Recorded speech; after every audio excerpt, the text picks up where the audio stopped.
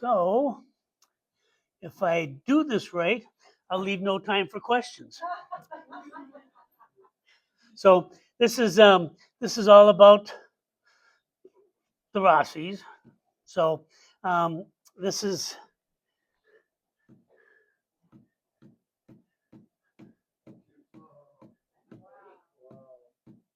so Jacob was my great grandfather, Marie my great grandmother, and Edward was my grandfather.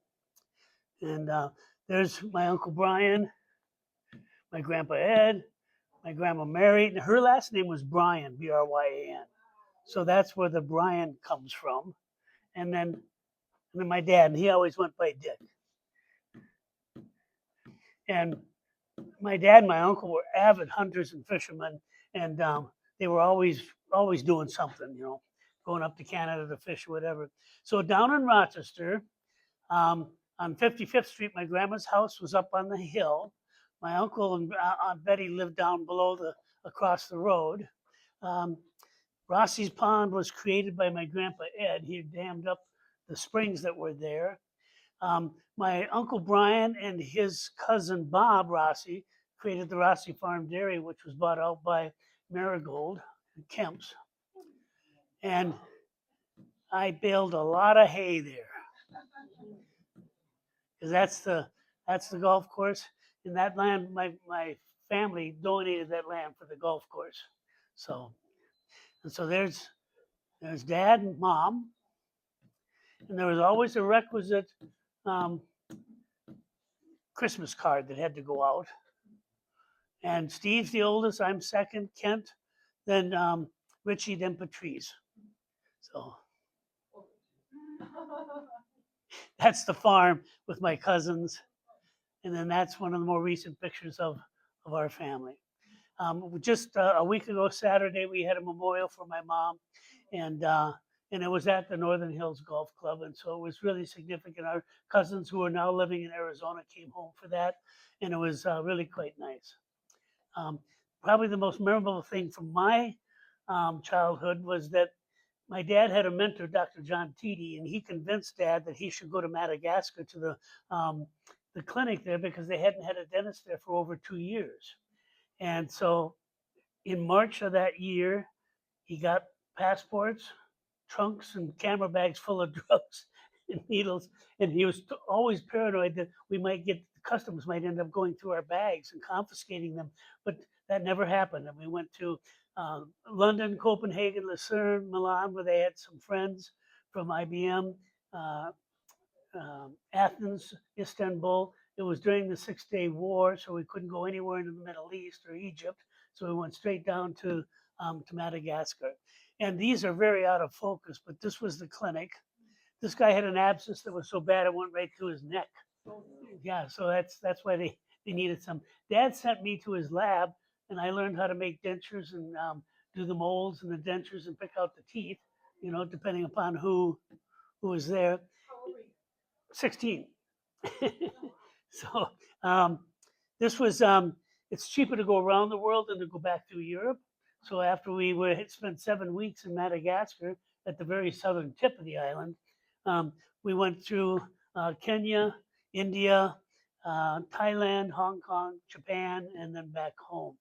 And when we got back home with 5 kids basically in high school, our friends came over and talked to my grandparents, who were dog sitting and house sitting, that they wanted to decorate the house for our return. And that's what it looked like. So when we talk about family, though, of course, you can't forget the dogs.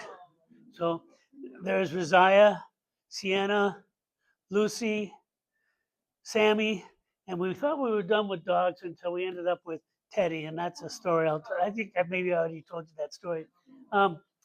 Here's the person who lets me think I'm in charge, but we all know better, don't we?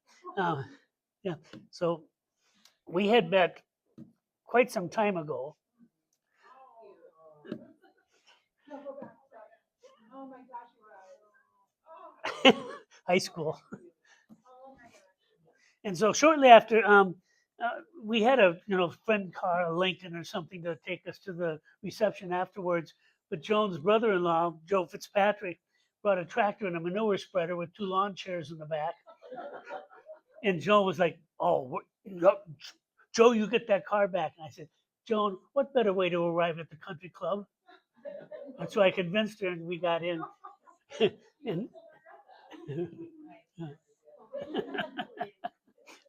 so, and then right after we got married, we went to France. And the woman on Joan's left, or your right as you're looking, is Marin. Now, she didn't have children of her own, but she took us in because a friend of ours, a French drummer who had come over and we befriended, he was spending time with our family. And so she took us in, which was good because I thought I could supplement our savings with by teaching English, but nobody wants an American accent.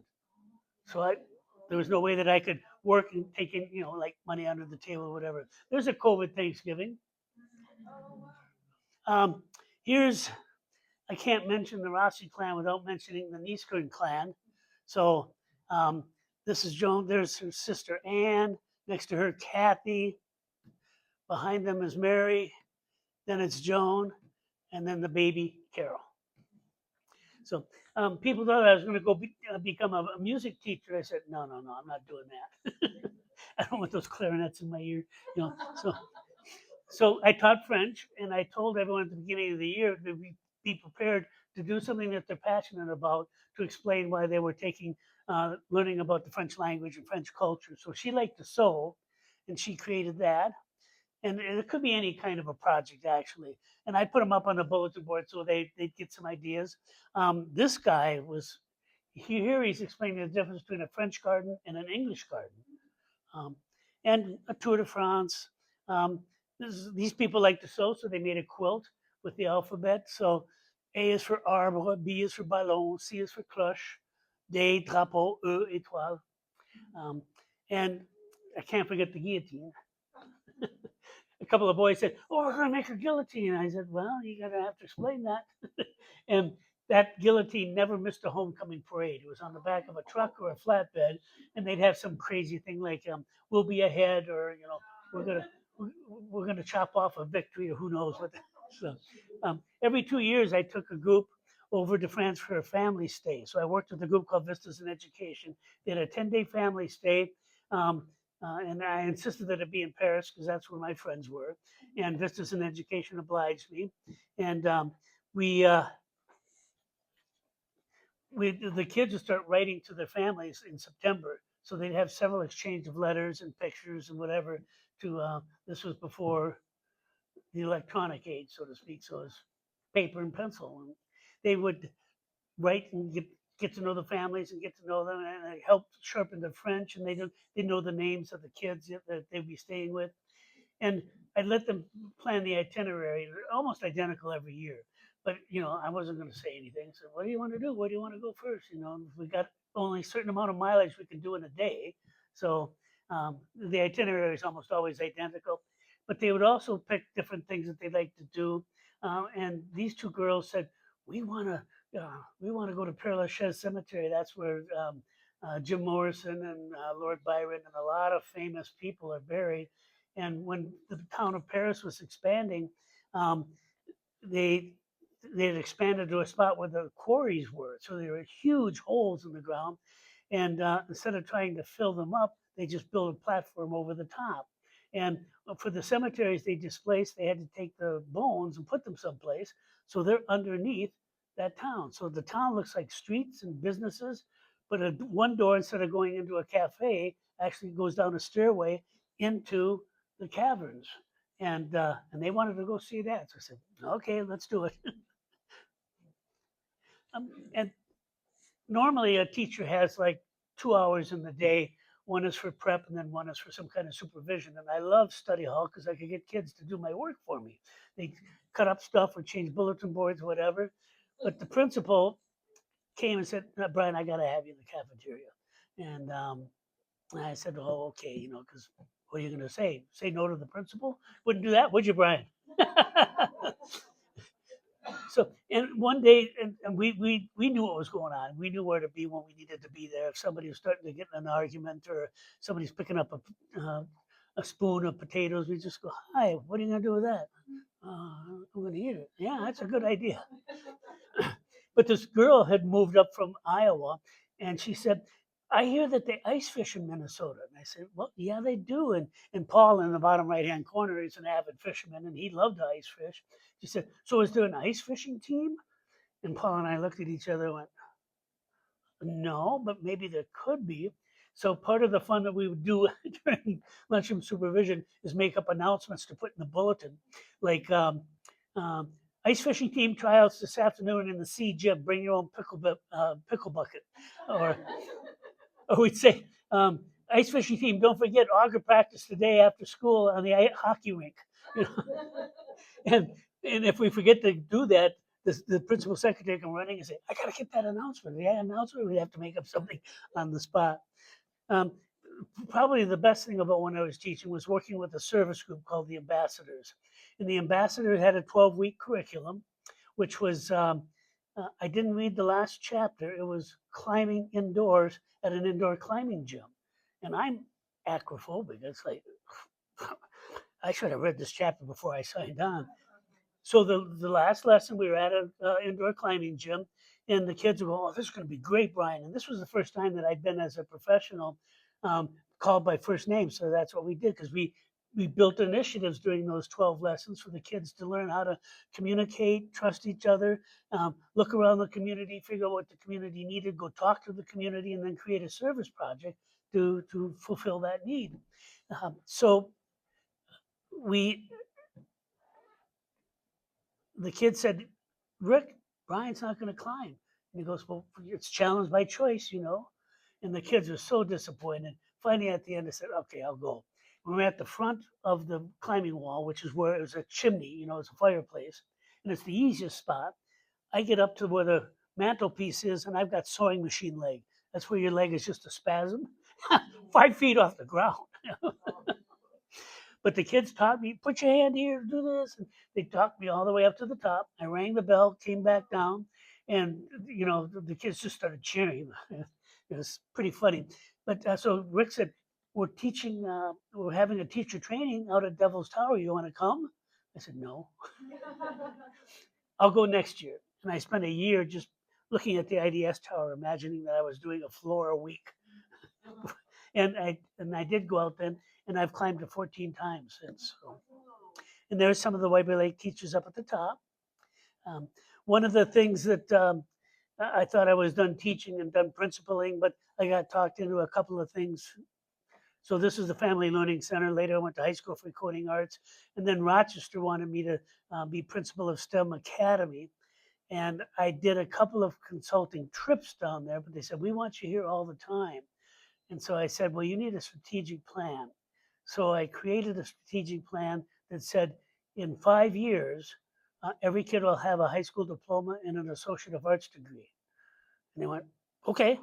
And so I told Joan this. I said, this is going to be like a 3 to 5 year commitment, because you can't change an organization, you know, that quickly. And since my parents had a condo down there and they're in Arizona during the school year, that's how that worked out. So every Sunday I'd drive down and go like, what did I do? I'm out of my mind. And then Friday come back. So that was good. And we had a soccer team and a basketball team. The boys, you know, if the boys if students wanted to do something, they could come to me and say, well, you figure it out. And so they did, and they got, and Corliss, who's on your far right, said, well, the girls should have a sport too. What about Title IX and stuff? I said, well, I think the girls should have a sport. You know, if they come to me and they want to organize something, well, I'll do it. She says, well, what about a fencing team? And I said, you'd coach the fencing team? Yeah. So, well, I'll make sure that I give you everything I gave the boys' clubs, which was zero salary and enough money for balls. But she got grants and donors, and the kids ended up competing in Rochester, all over the state, and actually all over the country. And they even got a chance to meet Ibtihaj Mohammed, who was a 5-time Olympic gold medalist in fencing, who's from Somalia. So because we had so many kids going over to RCTC, they got involved in all kinds of things. So here are these high school students putting on college events on the college campus, like this one for celebrating Africa Night. And Somalia is known as the land of the poets, and so we did it. The kids ended up doing a whole lot of poetry, and it was even picked up by um, different media. And I'm going to. I know it's getting a little late.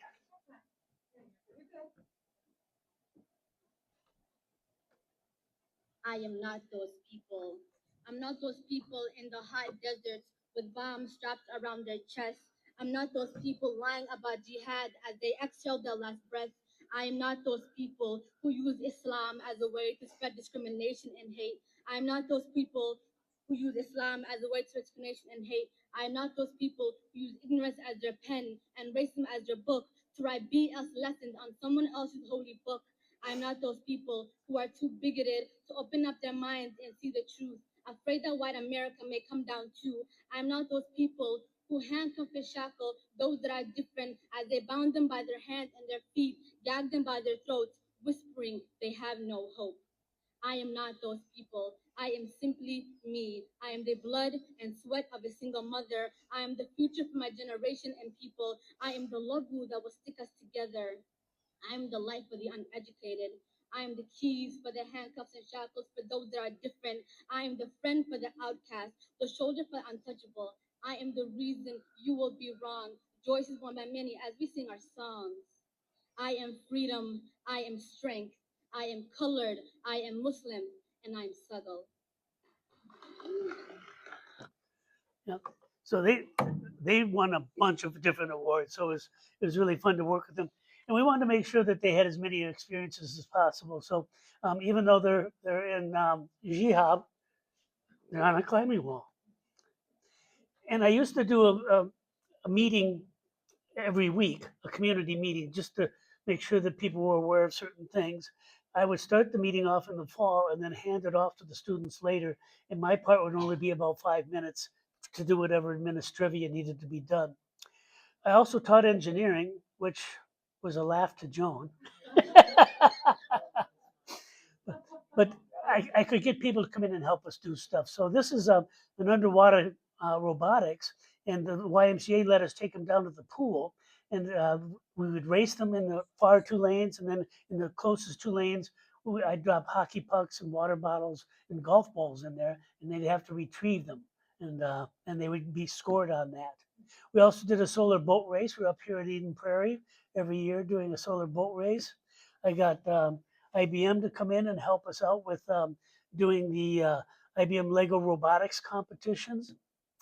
Uh, this is um, this is an example of the graduating class of 2018. So there's 24 seniors, and of the class of 2018, they tallied more than 100 college applications, 30 college acceptances, 200 scholarship applications, over $575,000 of scholarship awards, 278 college credits from RCTC, and more than 1,000 hours of volunteering service to the community.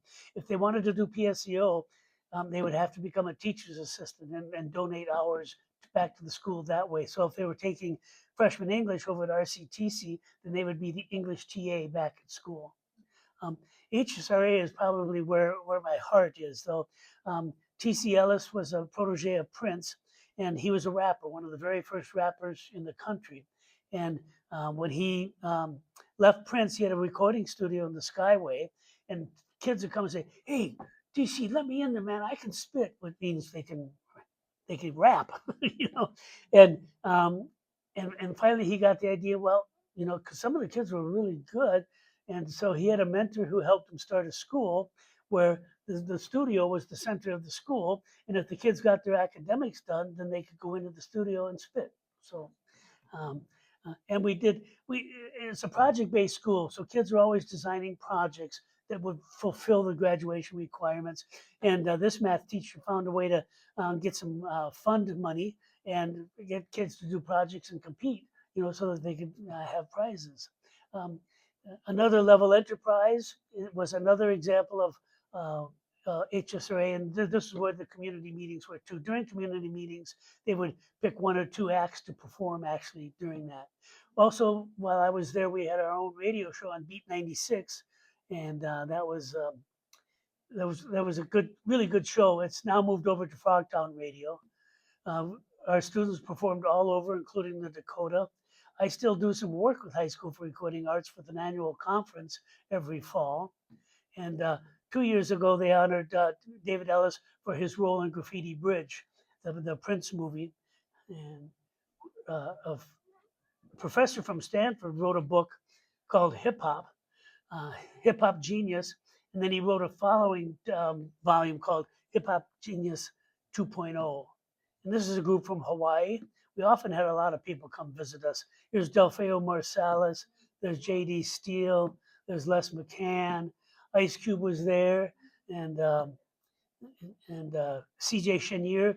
This was a fundraiser for Under the Radar. That's a foundation that gave money to people that didn't quite, maybe made too much money for SNAP or whatever, so they would be able to, give them money. And of course, there's local heroes too, like Shonda Baker, who was executive director of Pillsbury United Communities, Maria Issa, Brittany Wright, Lisa Airy. That's a whole nother story that if you remember, We'll Leave the Lights On For You. That ad, she wrote that. She was an advertising executive in New York. We got funding from some other people, such as Loop Tech, to be able to do special projects like heading out to Santa Monica Museum, and these guys performed at the Santa Monica Museum of Art. And Click for Life was a project that we did with State Farm, and there was a law that said you had to wear your seatbelt, but if a policeman pulled you over for speeding and you didn't have your seatbelt on, it was just a warning ticket. There was never a fine or anything like that. And so our students lobbied the legislature to make it click it or ticket. And we did lots of different albums about social issues that were important to the kids. So whether it was a compilation, You Have the Right is about women's rights. There's HIV Ain't No Joke, and they had a sequel, It Still Ain't No Joke. My Education was a project that I did. I wrote a grant to higher education, and they gave us $80,000 to do 14 performances at 14 middle schools, and each kid got this CD, and inside the liner notes showed how to find a mentor, how to do a homework hotline, how to do fast reforms, how to apply to colleges, and other things like that. And there's the Click for Life album that we did. You probably need to know something about my music history. Well, I've been a professional musician since I was 15, and I'm 15 in that picture, probably. And the name of the band was called the Down Childs. That's what we look like. There we're playing for a neighbor's party. My brush with fame came with Rod Stewart. The Down Childs warmed up for Rod Stewart at the Depot, which you probably know better now as First Avenue. And the Down Childs had a couple of reunions. I was also interested in Latin jazz and ended up working with Orquesta Sabroson, which was Minnesota's first true salsa orchestra. And that was a 10-piece band. And there's an example of us playing Harriet Island, and that's our goddaughter with her back to you. Old enough to know better. So I also did a recording with Cortez, and that made it on. Every year they used to do a best of the rock band's songs, and Newspaper Astrology was on that album. So it was Love Comes When You Least Expect It by Mary Jane Alm, and by the following February, I was actually part of the Mary Jane Alm Band. So I also played in other bands. I put together this little wedding band, which was a lot of fun. It gave me a break from salsa for a couple of years. But then I also had my own band called Sofrito, and was in a band called Abia. I could just there I'm playing with Malamanya, another salsa orchestra at Orchestra Hall during their gala fundraising. Sheila E. worked with Prince, and when he turned over the Glam Slam to his bodyguard and changed the name to Quest, we played Latin Sounds. The band I was in played Sheila E's songs, and she was, the front person for that. And of course, Nachito Herrera, Eddie Palmieri played with Tito Puente when he was at the Cedar Cultural Center. And then a band that was a couple of years younger than us from Rochester called Judd wanted to do a reunion thing. And Bruce Judd who was the piano player, was the Allman Brothers sound man, and he could never make it back for any rehearsals or anything like that. So I kind of snuck in the back door and was inducted in. Because Mark Friedrich knows all about this, so he's the one that often reminds you guys that I kind of snuck into the Mid-American Music Hall of Fame. You know all about this, playing salsa. But that's Salsa del Soul Orchestra Hall. There we are at Huntington Bank. We went. The only non-Scandinavian cruise that Garrison Keillor did was in the Caribbean, and we went with him on that. And you probably say, well, Bryan, with all that, you must have a fan club. And I said, yeah, I do. And she's kind of happy that there's only one person in it. So part of the compensation at all of these gigs is that you get 2 drink tickets. And I often don't use them. I come home and I just throw them in my junk drawer. And but I had to take a picture of that because I was going like, wow, that's crazy. So you guys, I'll say out of your wisdom, chose me to be a Rotarian of the Year. So I'm on Rotary. I'm on People for PSEO's board. Carla Nelson has been a big supporter of People for PSEO. PSEO, of course, is when juniors and actually 10th, 11th, and 12th graders can take college credits for free, including labs and books. And the third group I'm with is called Oceans of Wisdom Charter School. The curriculum was written by the Dalai Lama through Emory University, and it's called Social, Emotional, and Ethical Learning. And Bryan, I don't know if the word ethical ever came into your sense of what teachers and principals need to do, but it's all of a sudden it's like, well, that makes sense. I used to keep a card to make sure I didn't call on the same people all the time in a little seating chart, because there's always kind of a lot of teachers go back to the teacher's pet, right? So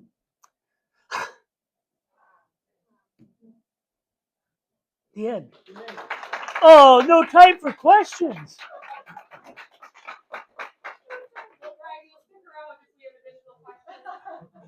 I probably could. Do you want to leave the 4-way test one more time? No, I want the president to do it.